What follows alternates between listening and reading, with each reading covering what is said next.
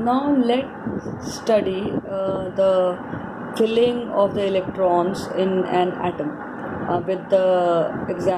with one example of phosphorus atom, and we will take the help of the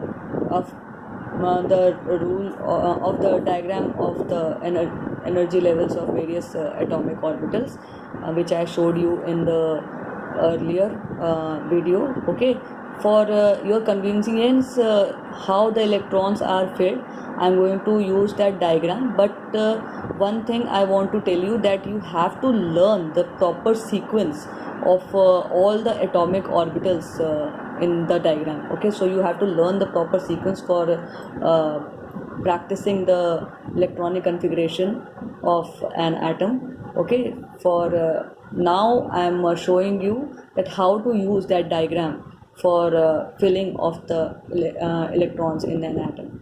Let's take the example of phosphorus, whose atomic number is 15. It means if the phosphorus atom is having 15 atomic number, it means that the number of electrons present in phosphorus is 15. Okay, so we have to fill 15 electrons in the atom. Okay, so here in the first diagram you are seeing that there is first one which is written here is 1s. Okay, so here we will write as 1s. In the earlier video where I told you about the quantum numbers, I told you that s subshell has only one orbital. Okay, so this s subshell is having only one orbital. It means that it can have only two electrons. Okay, so we fill two electrons in this 1s subshell. Okay, so this will be 1s2. Next you will see here that here it is written 2s. Now we have to fill electron in the 2s subshell. Okay, so in the 2s we will fill two electrons, because s subshell has two orbitals, so only two electrons can be filled here. So 2 to 4 electrons we have filled.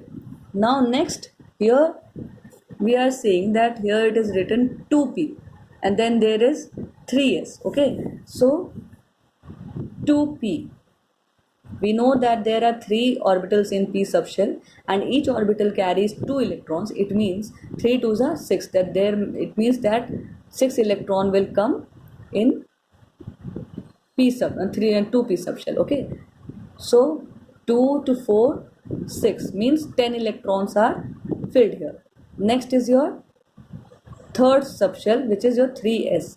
So s subshell has one orbital. It means it can have only 2 electrons in it. Okay, so we fill here 2 electrons.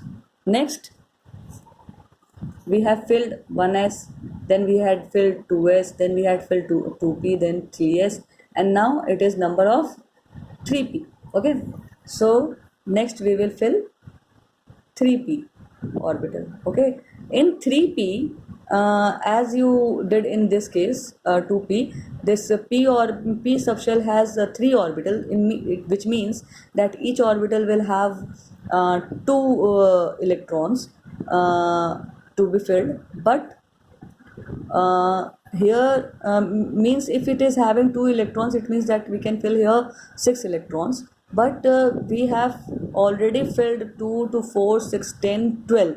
Okay, 10 plus 2 is 12. So we have already filled 12 electrons. Then we are left with only 3 electrons, right? So only 3 electrons are left with us, because we have to fill only 15 electrons. It means that 3 electrons are left with us. So we will fill only 3 electrons here, not 2 or not 6, because we are left with only 3 electrons. Okay, so this is how we distribute the electrons in an atom. One thing which you must remember here is that in case of p subshell, as I told you, that there are 3 orbitals, then it means that first of all we will fill each orbital with an electron. We will not start the pairing as it was according to the Hund's rule. Okay, Hund's rule has already told you that you will not pair the electrons unless each and every orbital are filled with at least one electron. Okay, so in case of if we are having only 3 electron, we cannot fill it like this.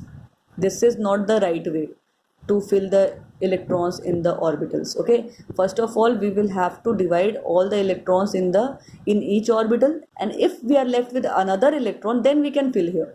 Okay, but if we are not left with any other electron, then in that case we have to fill all the orbitals with at least one electron. Okay,